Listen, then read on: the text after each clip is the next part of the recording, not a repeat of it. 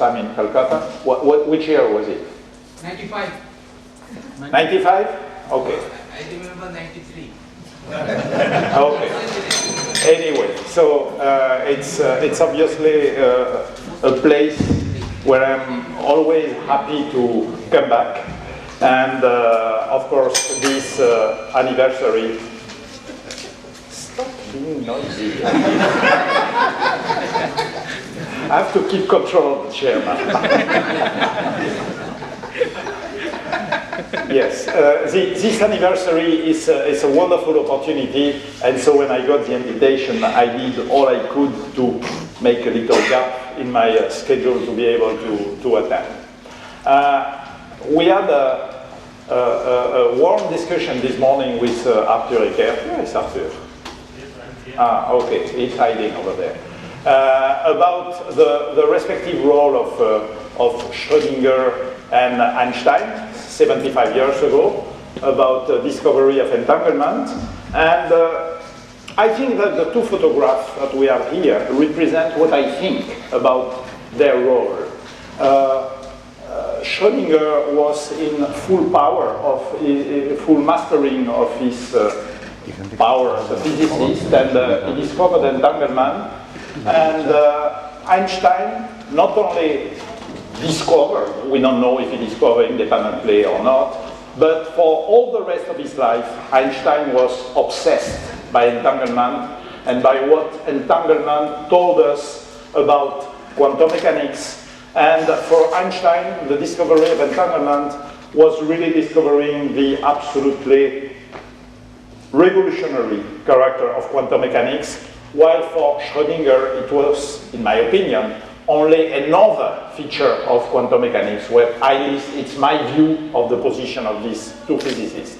Anyway, we are all convinced nowadays that entanglement is very important.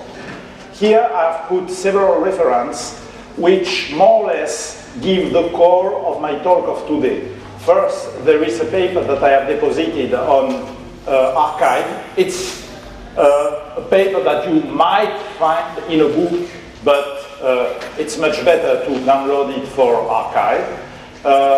I have written the foreword of the revision of the papers of John Bell on quantum mechanics, and also I express a lot in this introduction the idea of a new quantum age. And for the technical core, this is an advertisement for a book which is just released from Cambridge University Press, in which the core of the calculation that I use is explained for students. Okay, after this, let us start.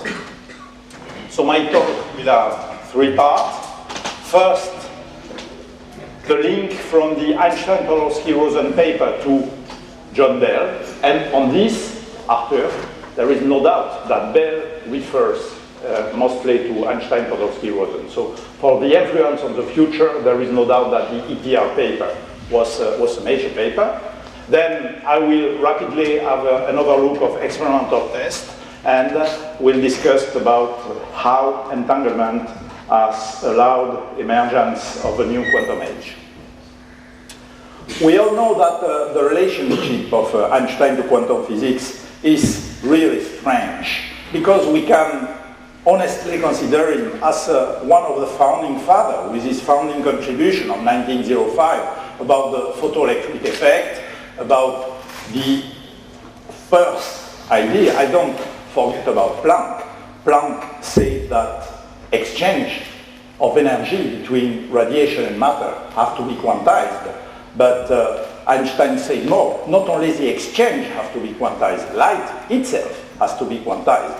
So I think it can be named one of the founders of quantum physics, but we know that he got rapidly dissatisfied with the current interpretation of quantum physics, the so-called Copenhagen interpretation, and among the various objections which were refuted by Bohr, after many objections which were refuted by Bohr, there is one which has survived up to nowadays, which is a famous Einstein-Podolsky-Rosen paper.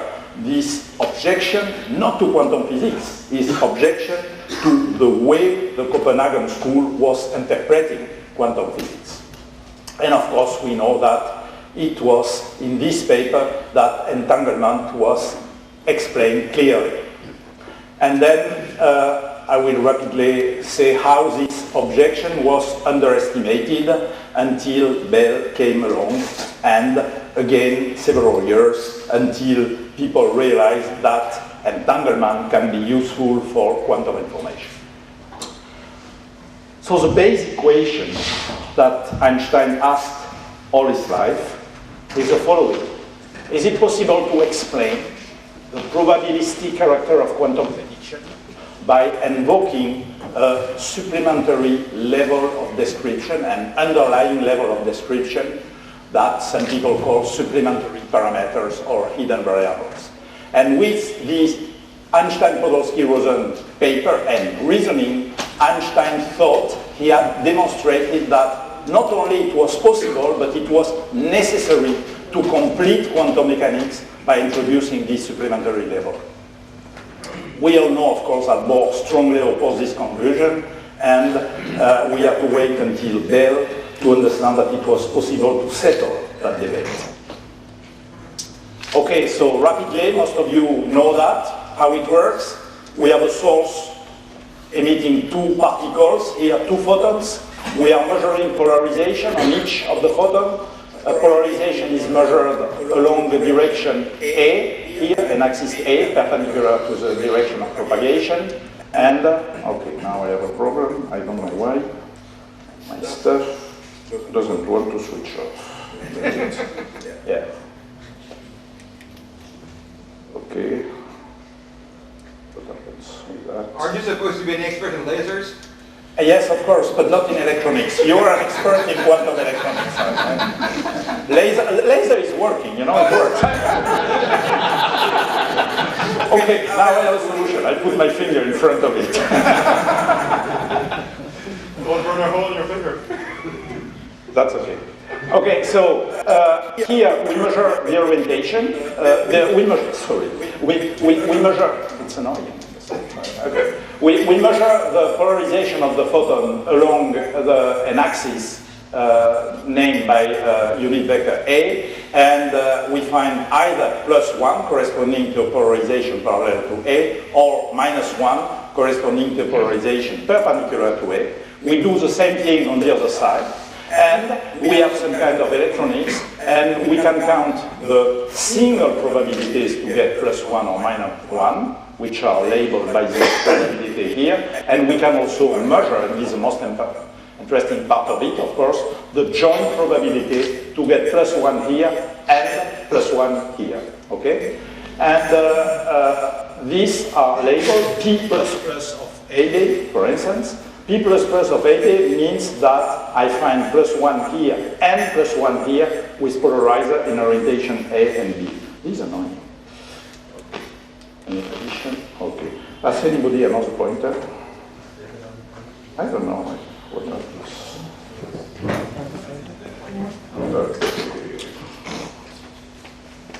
So you know, I am a real experimentalist. To switch it off, I remove the battery. This pointer? Yeah, okay. Now,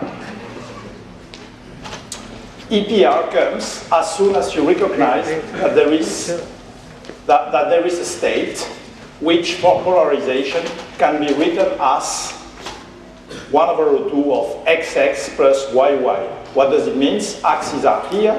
XX describes a pair of photons with polarization like that. YY describes a pair of photons with polarization like that.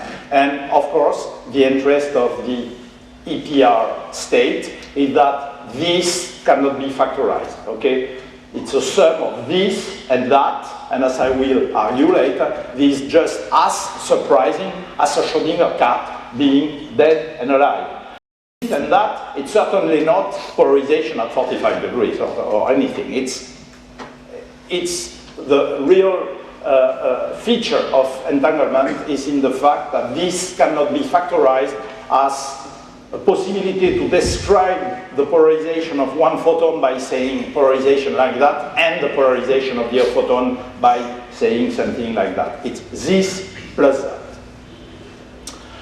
It's an elementary exercise in quantum mechanics to calculate the various probabilities of finding +1, -1, +1, -1 for orientation A and D for such a state. And the result of the calculation is the following. First, single probabilities are equal to 50% here and there, which means that this photon, when measured alone, appears as unpolarized. Same thing for the other photon.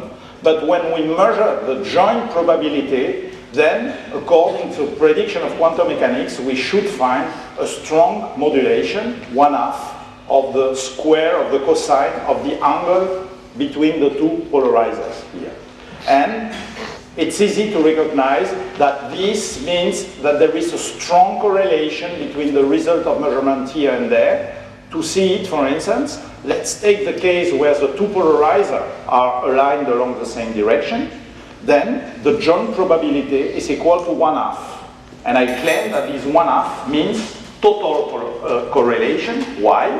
Because if you remember that the single probability for this photon to be found here is 1/2. Now the joint probability is also 1/2. It means that the conditional probability is 100%. In other words, what you have is that when the photon arrives here, you have 50% probability to find it here, 50% probability to find it here, but if you find it in +1, you are sure to find the other one in +1. If you find in -1, you are sure to find the other one in -1. And if you are not yet totally convinced, the calculation tells you that P plus minus is equal to 1/2 of the square of the sign, and the sign is 0 when the polarizers are along the same direction. So the probability to find -1 when you find +1 here is 0 when the polarizers are aligned. Okay, so we have total correlation when the polarizers are parallel. When the angle is not exactly 0, we can do the full calculation, and we characterize the correlation by the usual, the classical coefficient of correlation. What do I mean by classical? I mean, I consider this as a random variable with possible values +1 or -1. This as a random variable, a classical random variable with values +1 or -1. And I use the usual definition of correlation between two random variables, which is average of the product, well, minus the product of the average, normalized, etc.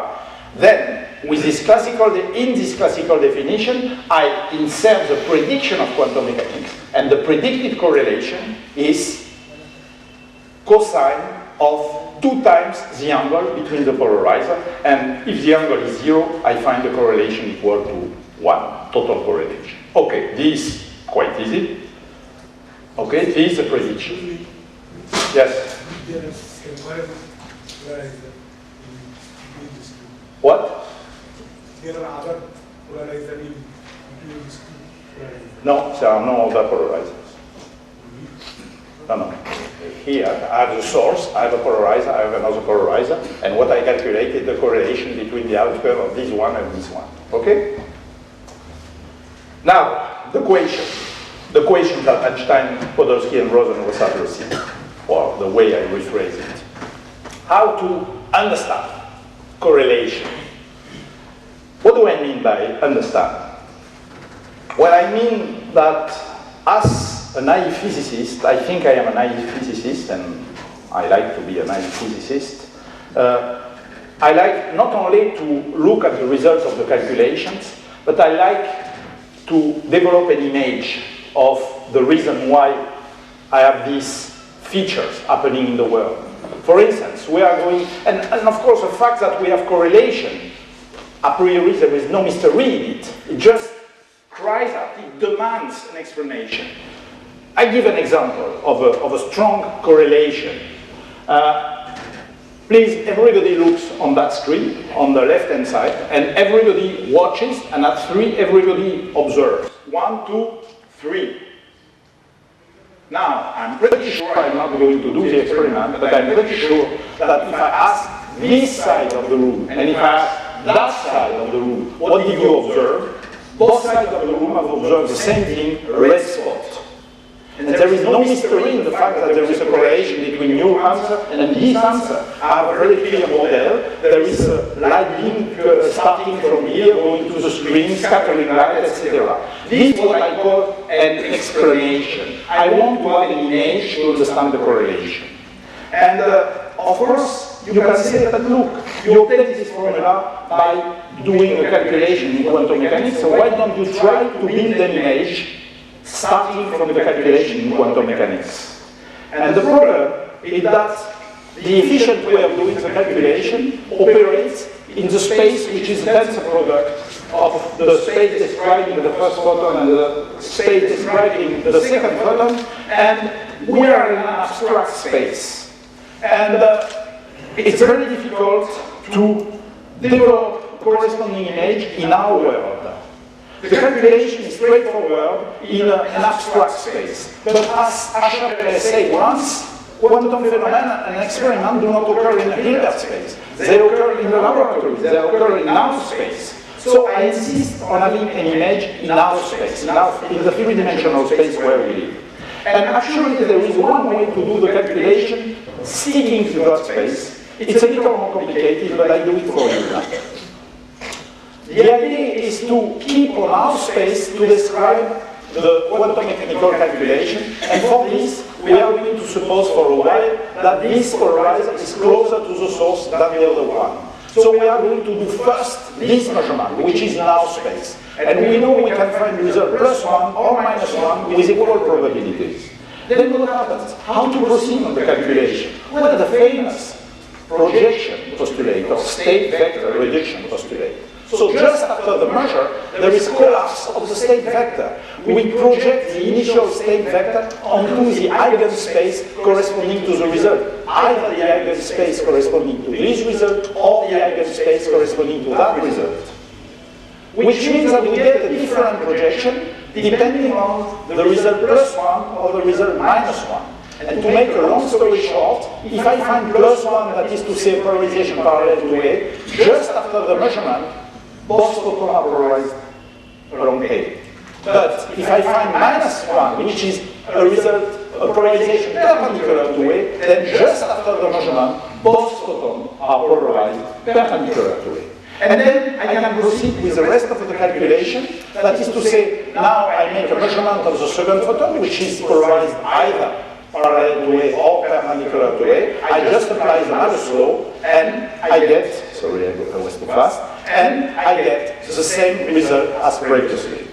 And now I'm happy, because I have an image in my space for representing the quantum calculation. But there is a serious problem with this image. Is that at one moment I have to tell you, if the result is +1, then the other photon is polarized parallel to A. But if I find -1, then the other photon is polarized perpendicular to A. So there seems to be an influence which affects instantaneously at a distance the other photon. That's the problem that Einstein had, of course, with such description. And this is why you can notice that there is another way of describing the correlation. And the other way is a trivial way. It's the explanation that anybody reasonable in science would give observing such a correlation. When you observe a correlation, for instance, you are a medical doctor, and you observe that the same kind of disease shows a strong correlation between twin brothers. What do you say? They have the same set of chromosomes. And it is because they have the same set of chromosomes that they develop, both develop, or both do not develop the same disease. Here, same idea. The two photons were created in the same source, so the two photons have some kind of property that will determine the fact that they will get, both will be found in the +1 channel, or both will be found in the minus channel. And so, such an image called common cause in the past, in the common past of the two photons. So you have a common property which is taken by the two photons. This is a very reasonable and clear image for understanding this correlation. But of course, you have to realize that in doing so, you complete quantum mechanics. Why do I say complete? Because in the quantum description, all the pairs are described by the same state vector. But if I go to such an image, from the beginning, you know that two photons will give result +1, +1. Then on the next pair, you know that from the beginning, you know that two photons will give -1, -1. So I at least introduce two different kinds of photons. And actually, to have a complete model, I need to have many different kinds of pairs of photons from the beginning. So I add something to the description of quantum mechanics, and this is why I complete quantum mechanics, and Bohr objected immediately because Bohr was deeply convinced that if you complete quantum mechanics in such a way, quantum mechanics will fall apart. So that was the essence of the answer of Bohr to Einstein, except that Bohr did not make his point clear. He had the intuition that you could not complete quantum mechanics. He came with hand-waving an argument, but could not make his point clear. So the debate went along for decades, and again, it's clear that this debate focused the attention of Einstein and also of Niels Bohr. Niels Bohr really made all efforts to argue with Einstein about this subject. We have many letters, we have many evidence that it was the center of their discussion until their death. But, I don't know if we should say surprisingly, but at least it's a fact, this debate between Bohr and Einstein did not draw much attention from a majority of physicists. And it's not because physicists were stubborn, it's for very good reasons. First, quantum mechanics was accumulating success, allowing people to understand many features of the world. First, understanding the structure of matter. We know that we cannot even understand the stability of matter if we don't have quantum mechanics. Allowing them to understand some exotic properties like superfluidity, well, superconductivity came later, but superfluidity, etc. Of course, this came later, but not only understanding nature, but inventing new kind of feature. But I think the most important part is the last line. Most of the, well, many physicists probably did not care. But the physicists who looked into the debate between Einstein and Bohr could easily recognize that the debate was about interpretation. They did not disagree on the way to do calculation. Einstein never objected to the result of the calculation. So you are an active physicist, you use quantum mechanics, it works, you have success by using it. They would travel like that, and I would think that the most reasonable model is a rotationally invariant model. So I have as many pairs with any orientation, okay, in space. Now, when a given pair with a given polarization arrives, when a given photon with a given polarization arrives on a polarizer, I must invent a function, capital A. And of course, the most obvious function is a function where I find the result +1 when the photon is polarized along direction A, and result -1 when the photon is perpendicular to A. And the boundary, the frontier between the two should be, if you use this model, you get a very successful result. You calculate the correlation between the result here and the result there with this very simple and naive model, and you get the red line here. So this is the red line is a predicted correlation coefficient with this very simple model. You see that you find total correlation for parallel polarization, for parallel polarizer. You find total correlation when the polarizers are crossed. The sign -1 just means that you get -1 on one side and +1 on the other side. And you see that you follow quite well the famous cosine of 2 times the angle. Of course, the agreement is not excellent, but the model was so naive, you can guess, okay, let us work some Bessel function, or who knows, and probably it's possible to have a model with a red line fitting exactly the blue line. And so you ask the question, is there a better model? And Bell's theorem gives the answer, and this is Bell's theorem. Bell's theorem tells you, no, there is no way to get a model fitting the quantum mechanical prediction at all angles. Of course, again, you can have an agreement here, an agreement here, an agreement there, or you can have different models. The point is that you cannot have an agreement at all angles.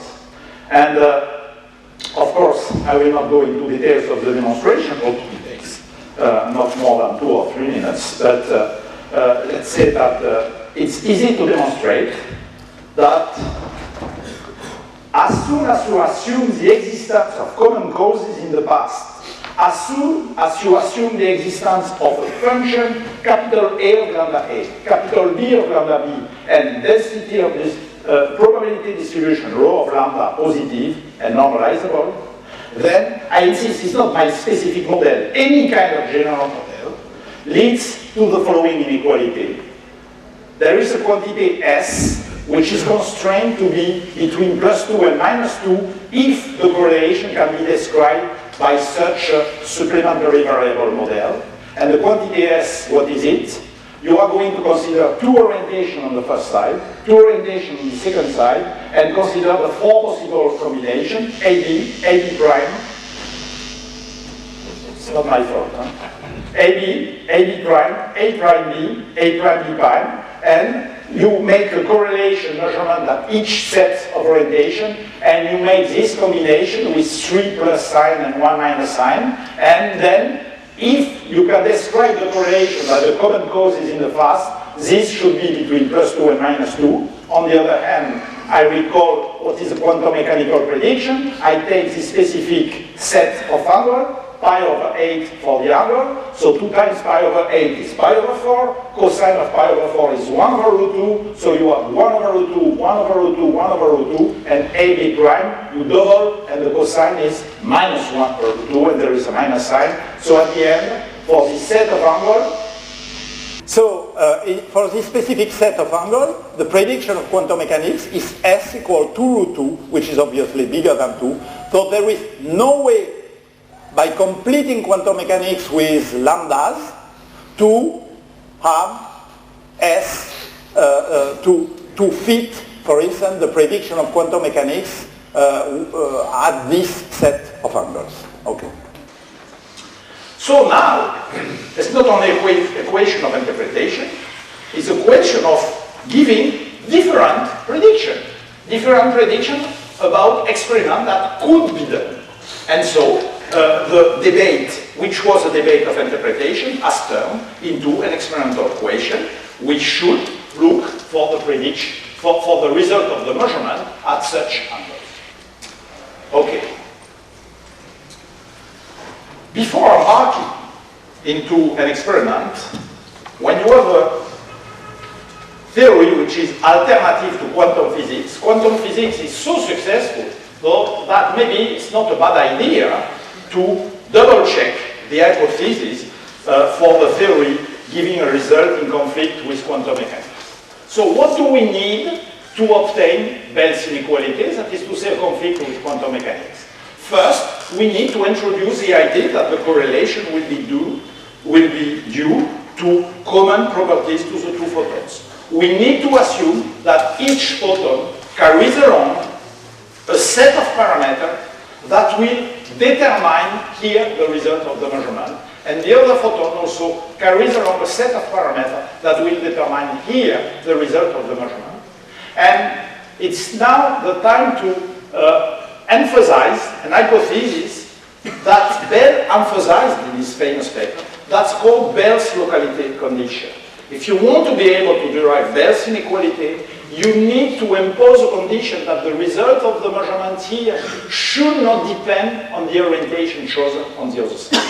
Should not be contextual, to use other words, okay? Similarly, the result of the measurement here should not depend on the orientation of the polarizer over there.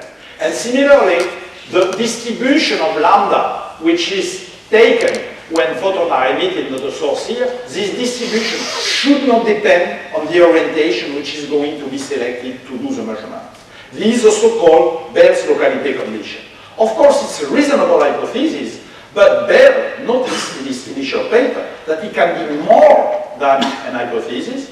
If you could do an experiment in which you turn rapidly, you change rapidly the orientation of the polarizer while the photons are in flight, then of course it's impossible because of causality, relativistic causality. Then it's impossible that the distribution of the lambda, the initial distribution of the lambda, depend on orientations that are going to be selected later. But also, because nothing can travel faster than light, if you change the orientation of this while the photons are in flight, then there is no possibility that when the measurement is done here, there is any information about the orientation on the other side. Otherwise, it would violate local causal relative. Yes? How could it be written in 1957 before Bell's theorem? What? You said it's 1957, that's before Bell's theorem. Because there is a paper by Bose and Aronoff in which they discuss experiments about entanglement, and they look at some experiments which have been done in the disintegration of positronium and look at correlation between gamma rays polarizations. Okay, and in that paper they discuss and they speak about this idea. Without calling it Bell's locality condition, of course. No, but you have to be fair. There is an idea of that in the paper by Bose and Aronoff in 57. Okay? Recast the EPR. Yes, of course. In terms of discrete variables. Yes. Yes, it is Bose in his book on quantum mechanics. It's an excellent book on quantum mechanics. Bose recast the EPR problem with discrete variables, and then there is a paper, it's a Physical Review 8, it's very easy to find in Prola, in which they discuss this, and already?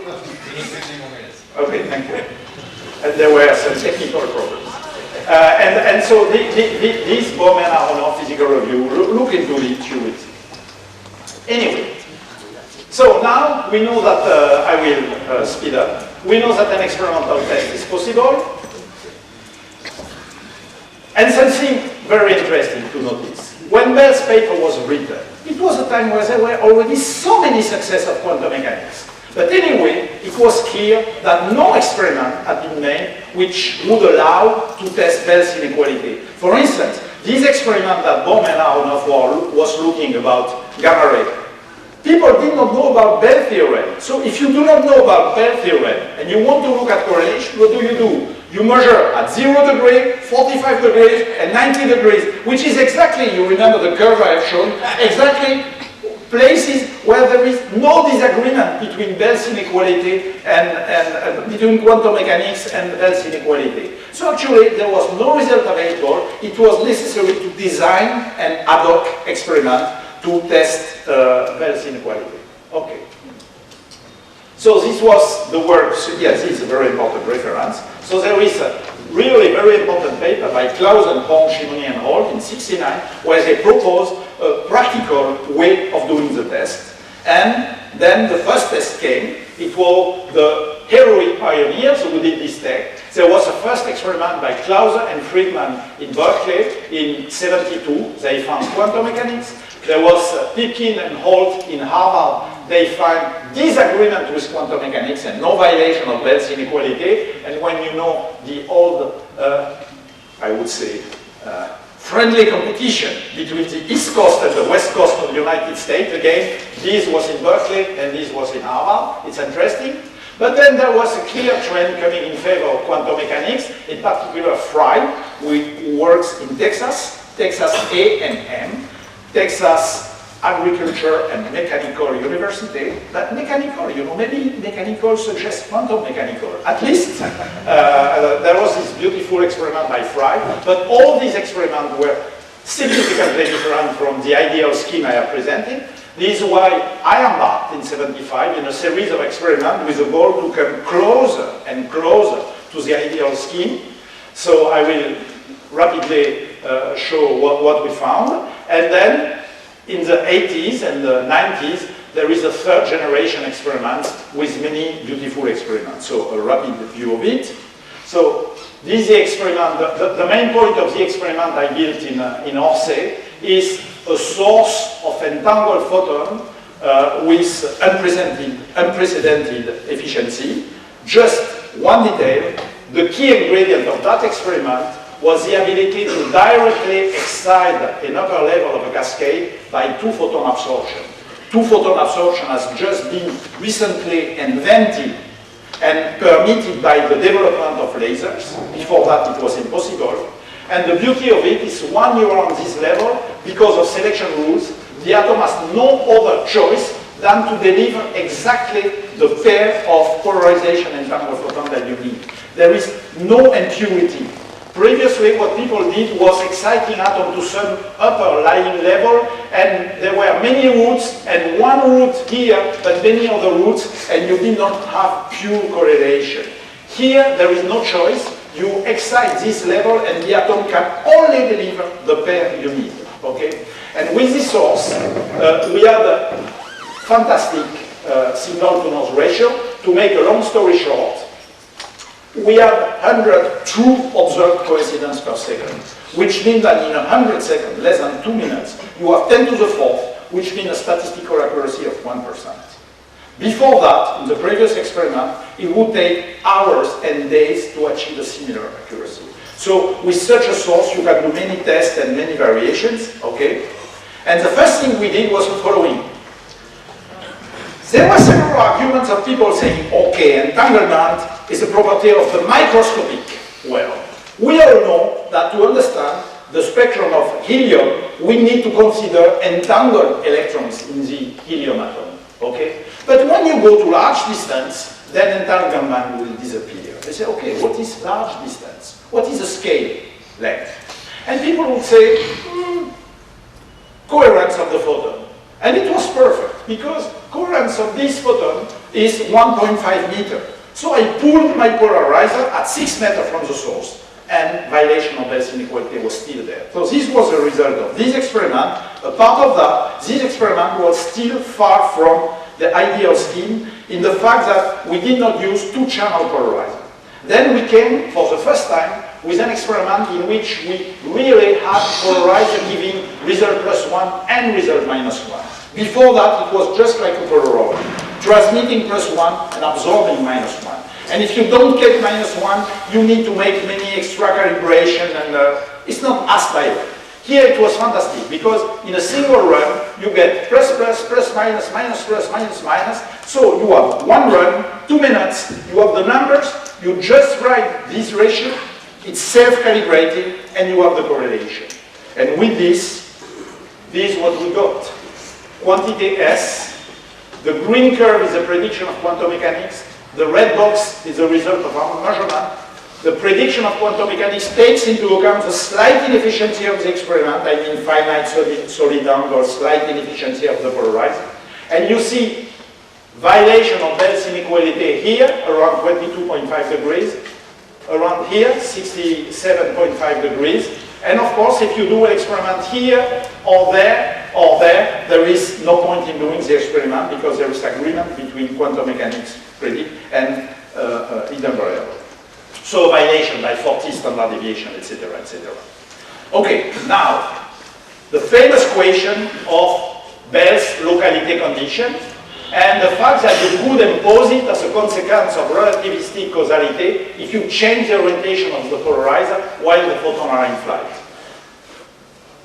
This is an idea of the kind of polarizer, two-channel polarizer I was using. The weight is 80 kilograms, okay? You are not going to rotate 80 kilograms in a few nanoseconds. So what we invent is the following thing.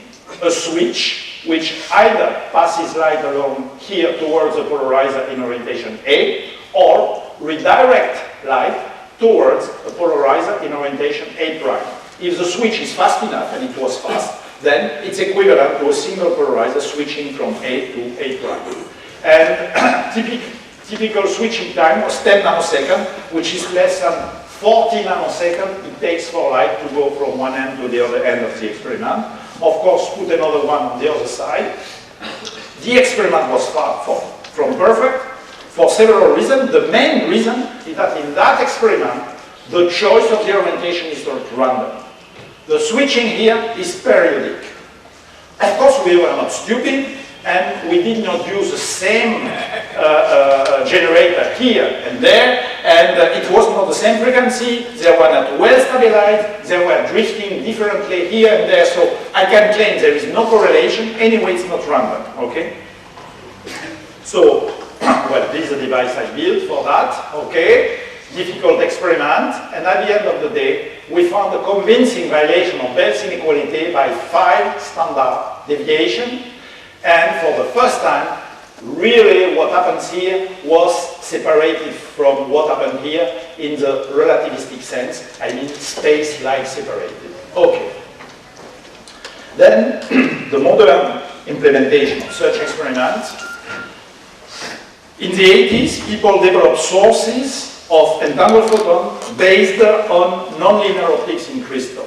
When you do nonlinear optics in crystal, you have a condition which is called phase matching condition, which tells you that the pair of photons are going to be emitted in well-precise, well-defined direction.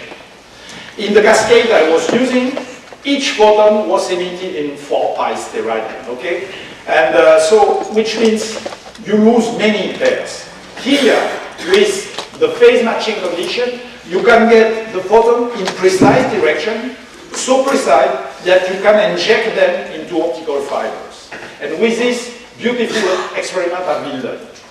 Nicolas Gisagne in Geneva has implemented an experiment in which he is using the commercial optical fiber network of Swiss Telecom, and he's making measurements, okay, he's making measurements at 30 or 40 or maybe 70 kilometers of distance, okay? And whatever the distance, entanglement survives, okay? Zeilinger and Weiss in Innsbruck had done an experiment I would have been happy to do, but it was not possible at that time. Because they use optical fiber, they have enough time to choose randomly the orientation of the polarizer while the photon is in flight. And I was relieved that they found the same result as the result I have found. It was done in 1998. So, perfect agreement with quantum mechanics, with this source. Since that time, there have been many other tests of Bell's inequality. I cannot cite all of them. I want to cite only one, because there is a famous so-called loophole, which is a sensitivity loophole. The fact that the photon detector don't have a 100% efficiency, okay? And so this leaves room for advocates of hidden variable to say, well, maybe we are not sure. So there is an experiment which has been done by Weinland and his group in Boulder, in which they consider entanglement between ions, and in this experiment, the efficiency is close to 100%. And they still find entanglement, but the 2 ions are separated by a distance of 1 micron, so they cannot impose relativistic separation between the measurements. Anyway, I think it is fair to claim that Einstein's local realism is untenable. Why do I call it local realism? And let us discuss what it means. First, why to call it local realism? Because again, in this model, we insist on saying that each photon brings with it, on it, all the property that will determine the outcome of the measurement. This is Einstein's worldview. It's expressed very well in many letters, many texts he has written. This is what we call local realism, okay? And Einstein had told us what would happen if we should renounce, if we would have to renounce local realism. Why did he write that? Not because he thought that he was wrong, but he wanted to make an argument, a reasoning ad absurdum. He said, if I was not right, if the world was not working according to this image, you would have, these are the words of Einstein, either to drop the need of the independence of the physical reality present in different parts of space. By space he means space-time, okay, space-like separated. Or accept that the measurement on one side, on one system, changes instantaneously, the world is by Einstein, the real situation of the other one. And of course Einstein could not accept that, and it was concluded that you need to complete quantum mechanics. We know that we have to accept something in that. And this is what some people call quantum non-locality, the fact that you have to accept that the measurement on one side changes the real situation of the other one. Other people prefer to call it quantum holism. What it means, Holism means that the system of entangled particles, even when they are far away, is still a whole system. You cannot separate it in two parts. The property of the whole system is more than the reunion of the property of each part. This is the idea of quantum holism. Okay, of course, even if you have quantum locality, it's not possible to transmit information faster than light. Everybody knows that. Okay. And to conclude, 1 minute, Gilles. A new quantum age. After finding this result and the fact that we have to renounce this Einstein's worldview about interpretation of quantum mechanics, people realize that entanglement can be a resource for quantum information. Okay, and so quite arbitrarily, I have selected some important dates. I think with entanglement would permit quantum computing, as advocated by Feynman, by David Deutsch, and many others. Entanglement would allow quantum cryptography, and of course we know that there are two different kind of ideas in quantum cryptography, the so-called BB84 scheme and Eckert scheme, quantum teleportation, etc. And so entanglement is really at the root of many schemes for quantum information. And to make a long story short, I like to present at the end of this talk the Eckert scheme for quantum cryptography, because if you have followed what I explained you, the idea is obvious. Excuse me for that, Eckert. Of course, it's obvious doesn't mean that it is not a great idea. But the idea is obvious for the following reason. As I explained you, because we think that the quantum mechanical image is correct, it means that until the very last moment, until the moment when the first measurement takes place, there is no polarization for the photon.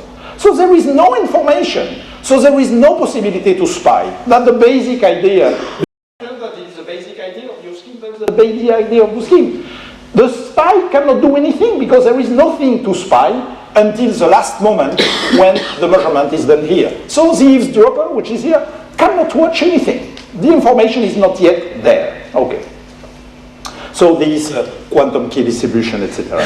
Most of you know that, and there are several talks explaining that.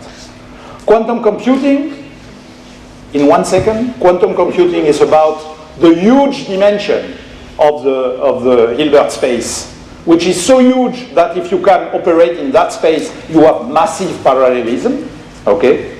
And to finish, well, I skip that. Well, yes, to finish, looking for entanglement of bigger and bigger system, I think is equivalent to looking for the Schrödinger cat. And of course, we know that looking for the Schrödinger cat is a very serious problem, okay? You know.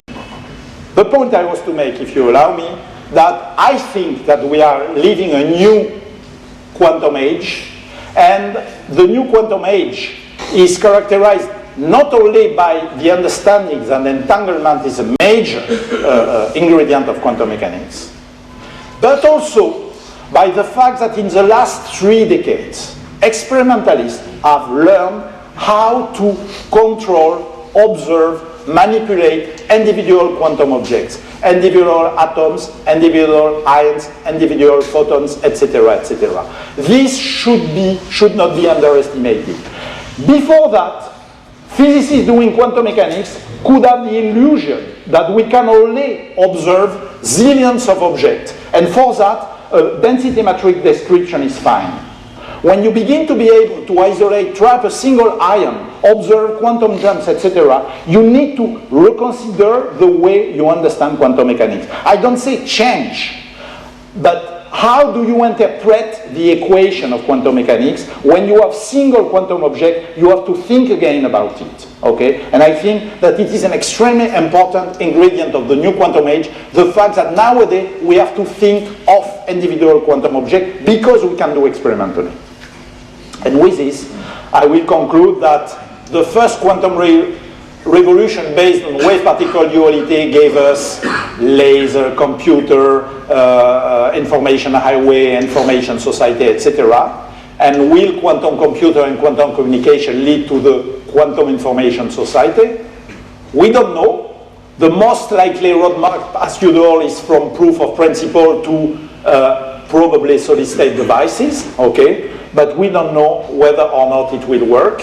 So it's a fascinating issue, really exciting times, and I'm going to thank you for your attention. Okay. At various times during your talk, you used the phrase that what happens at this end is independent of what happens at this end. Yes. But according to standard quantum mechanics, at least, nothing happens. In other words, you get a superposition of states of the detector, etc., etc. Yeah. And if you leave the point at which something happens to a late enough stage, you clearly are no longer have the appropriate space-line separation.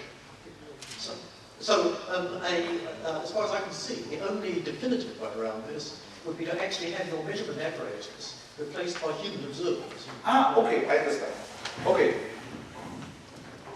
So the question is, if you allow me, and if you disagree, tell me that you disagree. As far as I understand the question is, how important is it to have here a human being observing the result and selecting the orientation of the polarizer, rather than automatic apparatus? In my mind, I'm a simple-minded experimentalist, okay? And when I do an experiment, first I have an apparatus which determines the orientation of the polarizer, okay? Second, when the measurement happens, there is a click in a photomultiplier, there is a macroscopic electric pulse. It can be registered in the memory of a computer, and I don't think that it is necessary that a human being comes and looks at the computer. I think that once it is in the memory of the computer, it's there, okay? So personally, I don't regard as important to have a human being rather than an automatic machine. There is a very nice, one of these many very nice papers by John Bell. You know the sense of humor he had, and he writes about the idea that this selection of the orientation is done by one of the Swiss lottery machines. And obviously, John Bell believes that the Swiss lottery machines are really random, okay? But it's a matter of taste. If somebody insists on doing it, and if it is possible to do the experiment, I will not object that it is a nonsense experiment. I think that any experiment which can be done in a reasonable technical way should be done if some people feel that it is necessary. In other words, if I receive from a funding agency to evaluate a proposal of somebody who wants to send entangled photon from space in order to have a separation of more than 1 second so that human being can do it, I will certainly approve the proposal, provided that it is technically good. But I'm not personally motivated to spend time and efforts on doing that. I'm totally convinced that automatic machine can be perfectly random.